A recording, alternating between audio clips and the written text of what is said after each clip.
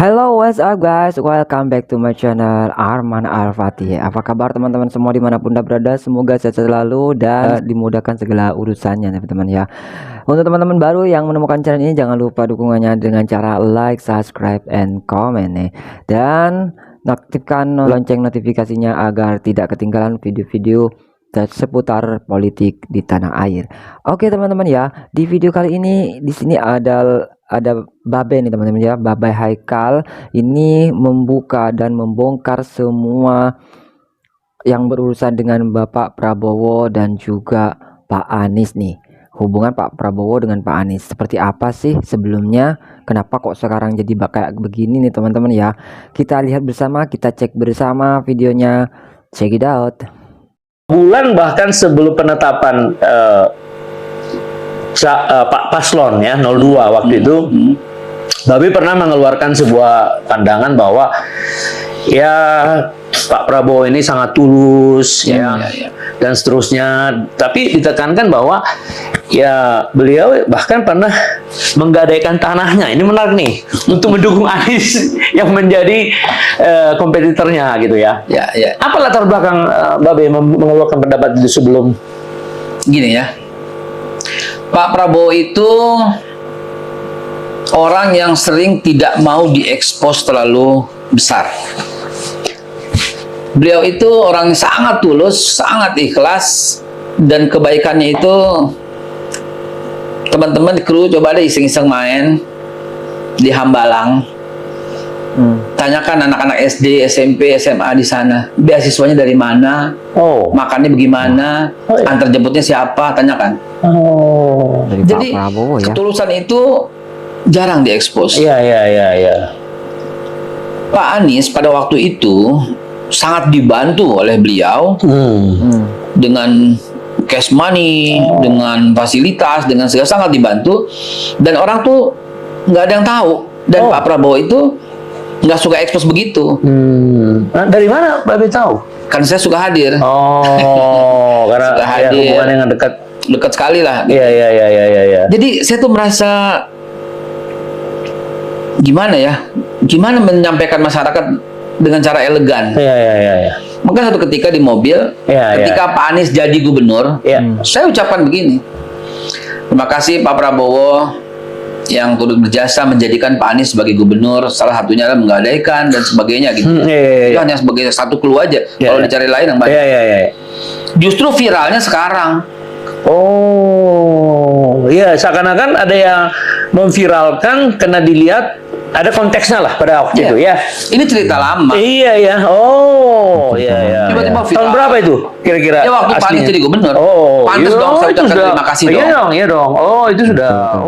Itu sudah 7 tahun yang lalu ya harusnya ya.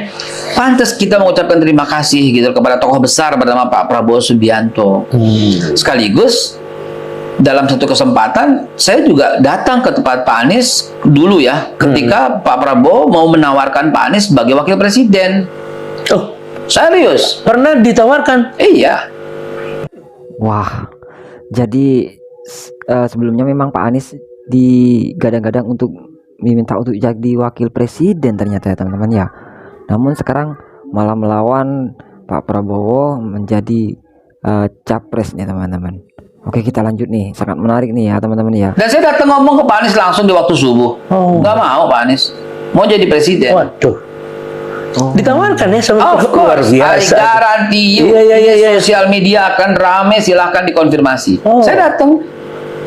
Itu kira-kira kalau boleh sedikit dilihat tahun 2023 itu pasti kan? Ya, tapi yang jelas kira-kira sebelum Nasdem.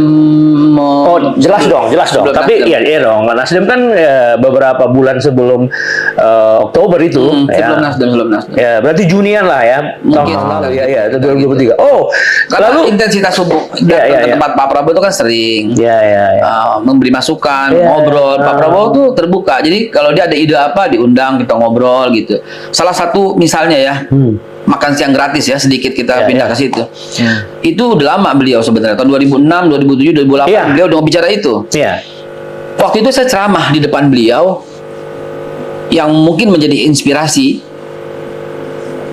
Saya bilang gini, Ibnu Arabi itu konsep negarawan yang hebat. Dua kata dia, buat negara hebat itu yang bagus. Satu, jangan sampai ada rakyat yang lapar. Ya. Dua, jangan sampai ada rakyat yang takut. Oh. Dalam Islam disebut at'amahu min ju' wa amanahu min khauf. Itu dia sampai berdiri, standing applause, merangkul saya dan memeluk saya. Oh. Belum pernah saya dengar konsep negara yang kayak gini, kata dia. Oh. Keren banget ini, Kal. Makasih Pak Naslim. Ayo diskusi. Nah, dalam salah satu diskusi 2023 itu bilang begitu. Siapa ya wakil? Oh. Ketika beliau ditetapkan oleh Gerindra sebagai capres. Ya. Salah satu dalam list itu Anies. Oh. Dan beliau minta saya. Kamu dekat sama Anies? Dekat Pak. Coba tanyain dia. Mau nggak jadi wakil saya? Ini nggak ada yang tahu ini. Waduh. Jadi memang sempat Pak Prabowo ini mengidolakan Bapak Anies ya teman-teman ya, untuk menjadikan wakil presiden.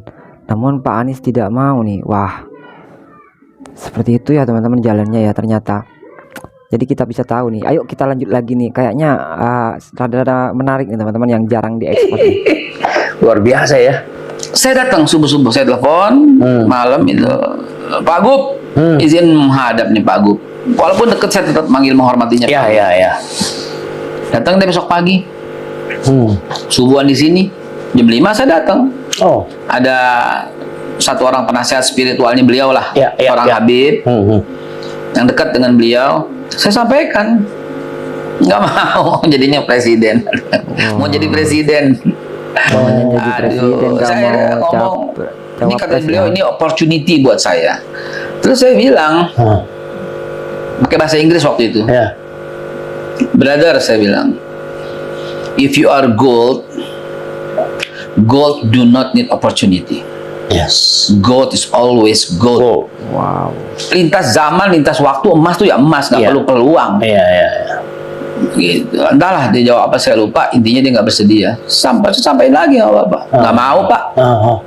Apa respon dari Pak? Ya responnya ya kenapa?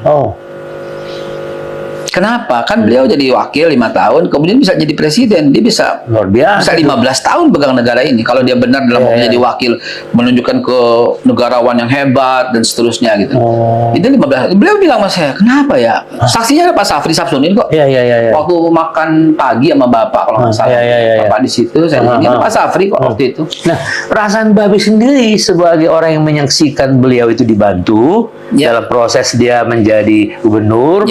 Konon katanya semua Gerindra dengan biaya sendiri dari seluruh Indonesia tuh. Nah, itu disaksikan oleh putrinya Pak Hasim di sini. Nah, pertanyaan saya, apa rasa Babe sebagai, ya katakanlah sebagai orang yang di tengah lah, mendengar jawaban itu? Sedih. Sedihnya kenapa? Kan kantornya kan di Jalan Medan Merdeka. Kantor Bapak kan di Jalan Merdeka juga. Tinggal berapa blok begitu doang. Kenapa mesti ribet? Datang aja langsung, nggak bakal ditolak. Pak, apa kabar? Atau minum kopi bareng, makan siang bareng, atau kabarnya katanya ditolak. Yang satu bilang kabarnya nggak pernah ada komunikasi. Yang satu bilang udah mencoba. Benar-benar kalau saya lihat sih ada lack of communication di situ. Ada komunikasi yang parah di situ. Tapi kan bisa ngomong di publik. Wah, itulah tadi ya teman-teman ya, yang mana itulah kehebatan Prabowo, dan kita bisa mengetahui sekarang teman-teman yang mana nggak banyak media yang mengekspos ini, kata Babi Haikal tadi tentang bantuan-bantuan dan juga kesayangan Pak Prabowo kepada rakyat Indonesia. Namun ada salah satu yang tadi teman-teman sempat menarik, yang mana Bapak Anies ini ditawarkan menjadi cawapres. Dia maunya capres seperti itu, dan akhirnya sampaian Bapak Anies menjadi capres nih teman-teman ya, jadi capres ya, bukan presiden ya, seperti itu ya. Oke, kita sudah bisa lihat bersama nih teman-teman ya, bagaimana akhir dari ceritanya Pak Anies yang kemarin, bahwa Pak Anies sudah mendapatkan 24% dari Pilpres 2024 kemarin. Oke teman-teman ya, hanya itu saja teman-teman informasi dari Arman Arfati. Kita ketemu lagi di video selanjutnya, tentunya tentang lika-liku Pilpres 2024. See you, bye bye. Assalamualaikum warahmatullahi wabarakatuh.